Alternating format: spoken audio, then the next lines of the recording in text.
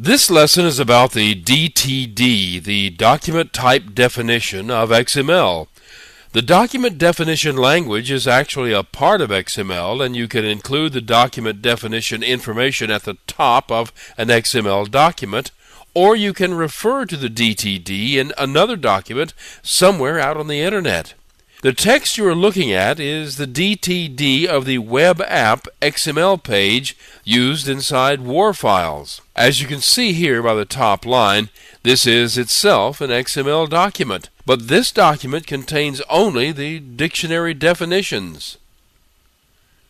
As you can see, there is quite a bit of documentation intermixed with these dictionary definitions. Some of it is more useful than others.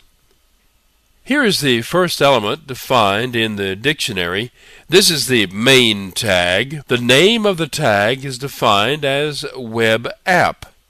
The items listed in parentheses following the name are the items to be included in the tag. Now, everything in here has a meaning. The names listed in here are other element names in this same dictionary. If a name is followed by a question mark, it means that the item can be left out, but if it is included, it can be included only once. An asterisk means the item can be left out, or it can be included any number of times. There's one example that's not shown here. The plus sign indicates that an item must be included once, but it can be included a number of times. If there is no modifier following a name, it means the item must appear exactly once. The other elements in this dictionary are the contents of the root element, the web app element.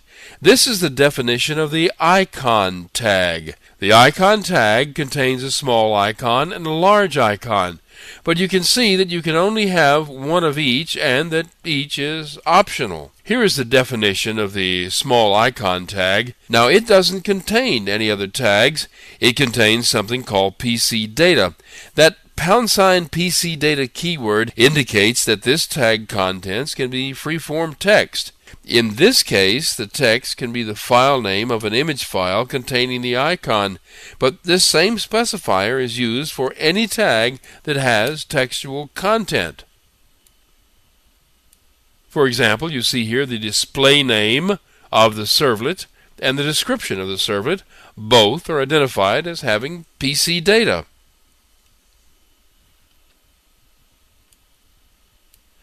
Now, here is a tag that has no content whatsoever. It must be empty. That is, it is only an opening and closing tag, or a single opening tag with a closing slash on its right end. Tags like this are included as flags to indicate a characteristic of some sort. This one specifies that this particular application can be deployed to a distributed container. A distributed container is one that exchanges information with the containers of other servers.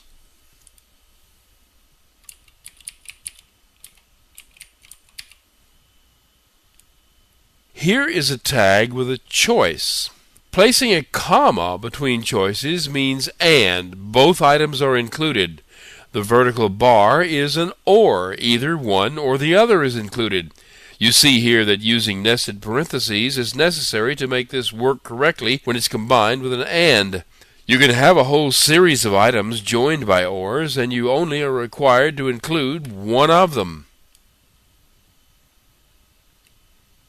The possible attributes also need to be defined.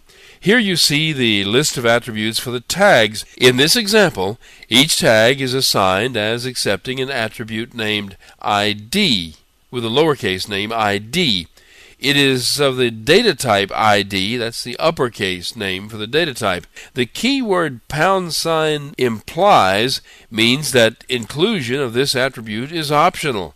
You can specify #required if the attribute is required. The only attributes for the web app XML document is the assignment of an ID to each and every tag in it. It's intended for use with an IDE tool to assign and display attributes to the user for each of the tags. Now, ID is only one of several different data types. The most common data type is C data. That's all uppercase, the letter C followed by the word data. This is for any quoted string. There are some other data types, but they're all special purpose types. CData is the most common one used. There are a few more small pieces to XML syntax, but that's about all you'll need for this course. One thing I should mention, even though it won't come into play for anything I'll be showing you, are namespaces. You will see tag names that have colons in the middle, separating a prefix to the tag name from the tag name itself. This is just a naming convention that makes it easier to mix tags from different dictionaries in the same XML document. The standard prefixes used by each one will keep the names distinct in each document.